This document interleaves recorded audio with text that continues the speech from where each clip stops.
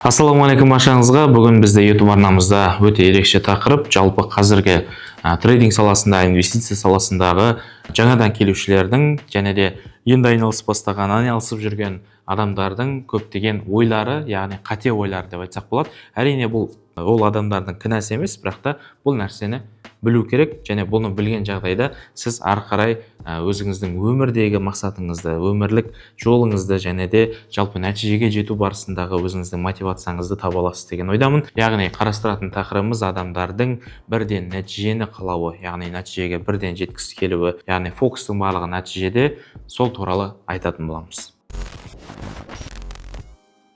Жалпы трейдинг саласы әрине бізде қаржы саласы болғандықтан бірден адамдар келіп, үлкен табыс тапқысы келеді, бірден табыс тапқысы келеді, бірақ та көп жағдайда бұл мүмкін емес деп айтуға болады. Әрине бір сәттілікпен, яғни ақша тауып кетуі мүмкін, бірақ та уақыт өте келе ол дүниені тұрақты жасай алмай қалады. Не себепті? Өйткені жалпы мысал ретінде оны немен салыстырайық та? Мысалға бір белгілі бір ауқатты бай адам өзінің баласына бүкіл мұрасын қалдырып кетті дейік мысалға да. Ал ол баласы өмірде ешқандай тәжірибесі жоқ, қаржы басқарудан, кәсіптен сондай тәжірибесі жоқ. Не істейді? Ол ақшаны басқара алмай, ол ақшаны құртып, былайша айтқан кезде ұстай алмай, және де жоғалтып қояды да. Ал ары қарай ақша табайын десе, қалай табатынын, қалай көбейтетінін, қалай жасайтынын білмейді. Яғни үлкен ақша табуға ешқандай тәжірибесі жоқ. Сол себепті ол не істейді? Бірден жоғалтып қояды.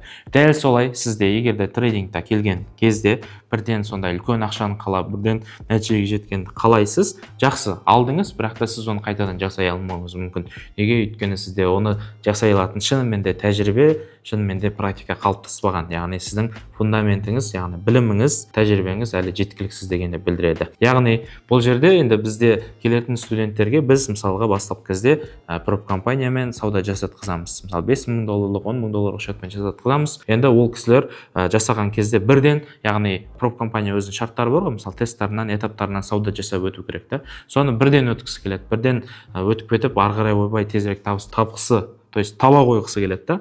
Бірақ та бұл жерде жақсы өтіп кеттіңіз, бірақ та ары қарай ше деген әңгіме да. Ары қарай сіз егер де мысалы повезло болып бір-екі сделкамен өтіп кете салдыңыз, бірақ та ары қарай сізде ешқандай тәжірибе қалыптаспаған, бәрібір де сіз ол шотты алдағы уақытта күйдіріп қоюыңыз мүмкін. Немесе реальный шотта келеді да, мысалы бірден біраз ақша салып бір көбейте қойғысы келеді, бірақ та ол нәрсені тұрақты жасауына фокус қойып отқан жоқ та. Яғни біз фокусты нәтижеге қойған кезде оған ешқашан жете алмаймыз. Біз соған жету жолындағы процестен мысалы былайша айтқан кезде ләззат алуымыз керек. Яғни мысалға бай адамның және ауқатты адамның дейді да, бүкіл байлығын алып қойыңыз, ол біраз уақыттан кейін қайтадан өзінің жағдайын реттеп, уже көп ақша тауып алады. Неге?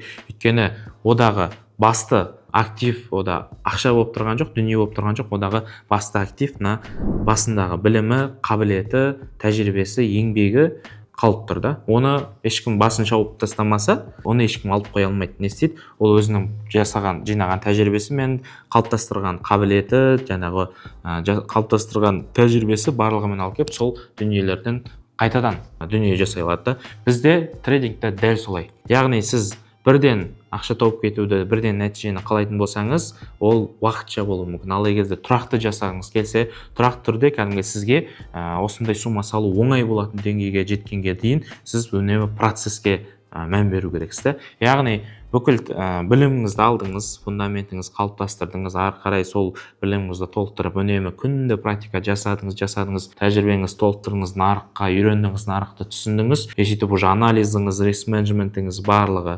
стратегияңыз барлығы орныққан, өзіңіздің алгоритміңіз бар, өзіңіздің сценарийді құру арқылы контексттармен жұмыс жасап, ары қарай кіру нүктелеріңізді әдемілеп тауып, сөйтіп өзіңіздің бір стратегияңыз қалыптасайды дейікші. Соны әбден қалыптастырып алғаннан кейін, және сіздің психологияңыз да соған үйреніп, психологиялық тұрғыда да сіз берілмейтін, эмоцияға берілмейтін, өзіңізді дұрыс басқара алатын адам болып қалыптасқан кезде, сіз проб шоттың любойын спокойно өтесіз. Реальный шотқа ақша салған кезде спокойно сіз белгілі бір суммаға дейін көтеріп, оны көбейте аласыз мысалы ретінде.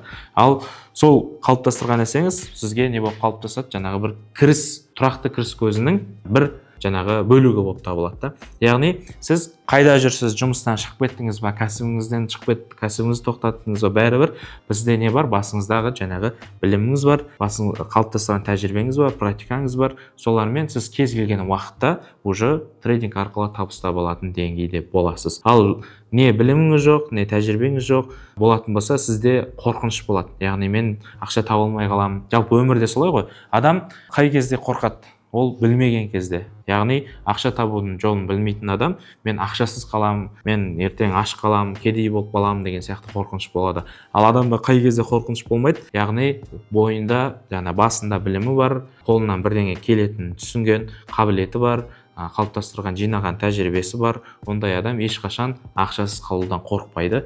Яғни керісінше, сол қабілеттер мен тәжірибелер арқылы үнемі сұранысқа ие болып, үнемі соны қолдана отырып табыс таба алады. Яғни трейдингтағы сіздің ұмтылу керек нәрсеңіз нәтиже емес, сол нәтижені тұрақты жасай алатын қабілетті, тәжірибені, практиканы қалыптастыру. Осындай адам болуға ұмтылу былайша айтқан кезде. Осындай адам болуға ұмтылған адам сол арқылы уже өмірінің соңына дейін сол арқылы табысын тауып, үнемі былайша айтқан кезде бақытты өмір сүре алады деуге болады. Ал әр жерге тиіп қашып жүрген адам ешқандай жерде тұлға болып, тұрақты табыс таба алатын білімі бар, тәжірибесі бар адам болып қалыптаспайды. Яғни белгілі бір салаға келдіңіз ба, сол саланың жаңағы нәтижесін емес, бірінші соны үнемі жасай алатын мықты адам болуға ұмтылу керек деп айтқым келеді. Жалпы трейдинг саласына келгеннен бері, осы трейдинг саласы адамға өте көп дүниені үйретеді. Адамның өзінің жаңағы психологиялық тұрғыдан, рухани тұрғыдан және материалдық тұрғыдан біраз өзгерістер адамға алып келеді.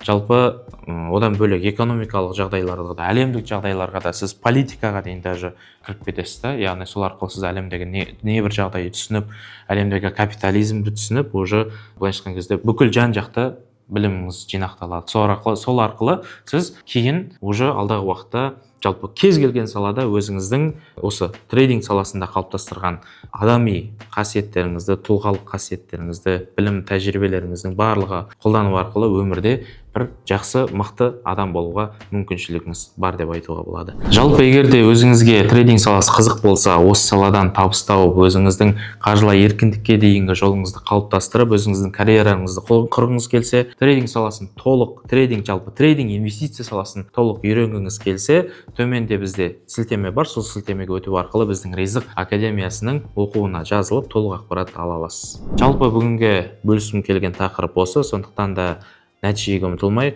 наоборот, мықты адам болып, тұрақты жаңағы өзінің білім қабілетін қалыптастыратын адам болуға ұмтылайық.